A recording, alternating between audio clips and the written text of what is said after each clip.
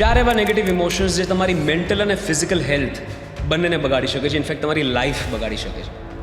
ક્યાં છે આ ચાર ઇમોશન્સ? રેઝન્ટમેન્ટ એટલે કે રોષ, ગિલ્ટ એટલે કે અપરાધ ભાવના, ક્રિટિસિઝમ નિંદા અને ફિયર એટલે કે ડર.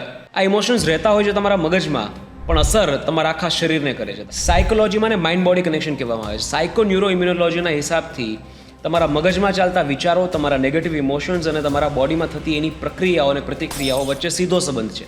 જ્યારે તમે રેઝન્ટમેન્ટ એટલે કે રોષ, કોઈની પ્રત્યે ગુસ્સો ઘણા સમયથી દબાવીને રાખો, એ તમારા મગજમાં નેગેટિવ ઇમોશન્સ પેદા કરે છે અને એના કારણે તમારા નેગેટિવ હોર્મોન્સ રિલીઝ થાય છે. આ નેગેટિવ હોર્મોન્સને કારણે તમારી ઇમ્યુનિટી ઘટતી જાય છે, તમારા બોડીના અમુક સેલ્સ ડેમેજ થાય છે અને આગળ જતાં મોટી બીમારીઓ પણ તમને આપી શકે છે. એવી જ રીતે છે ક્રિટિસિઝમ, નિંદા.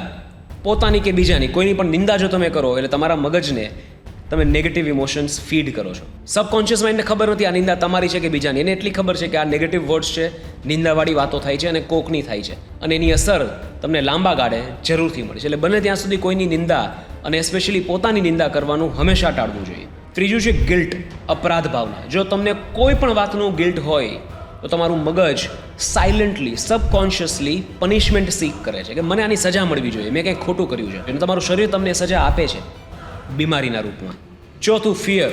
ફિયર તમને કોન્સ્ટન્ટલી હાઈ એલર્ટ મોડમાં રાખે છે. એના કારણે કોન્સ્ટન્ટલી તમારું બોડી સ્ટ્રેસ હોર્મોન્સ રિલીઝ કરે છે, જેના કારણે લાંબા ગાળે તમારી ઇમ્યુનિટી ઘટતી જાય છે. ઇનફેક્ટ હાર્વર્ડમાં થયેલા એક સ્ટડીના હિસાબથી જે લોકો કોન્સ્ટન્ટ ફિયરમાં રહેતા હોય કે ફિયરની ફિલિંગ વારંવાર મહેસૂસ કરતા હોય, એ લોકો વધારે ફાસ્ટ એજ થાય, એટલે કે એમની ઉંમર ઝડપથી વધતી હોય છે અને એમનું જીવન પણ ટૂંકું થતું હોય છે.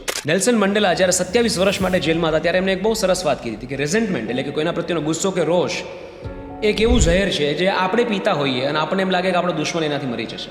એટલા માટે એમને જે વ્યક્તિઓ એમને જેલમાં પૂર્યા હતા એમને માફ કરી દીધા, જતા વેત જ માફ કરી દીધા. જો એમની પ્રત્યે રોષ રાખું તો મને, મારા બોડીને, મારા શરીરને નુકસાન છે. એમના આ ડિસિઝનથી માત્ર એ પોતે હીલ નથી થયા, પણ South Africa the whole country heal. એવી જ રીતે આવા ઘણા બધા એક્ઝામ્પલ્સ છે કે ઘણીવાર પોઝિટિવ ઇમોશન્સથી, પોઝિટિવ થિંકિંગથી મોટી મોટી બીમારીઓ પણ જતી રહે છે. પોઝિટિવ થિંકિંગ શું છે? The absence of negative emotions. કે તમને કોઈ પ્રતિકૂળ પરિસ્થિતિમાં પણ સારી વાતો જ દેખાય છે, સારી વસ્તુઓ જ દેખાય છે. That is the power of positive thinking. તો આ ચાર ઇમોશન્સને દૂર કરો, જીવન ઘણી બધી રીતે સુધરી જશે.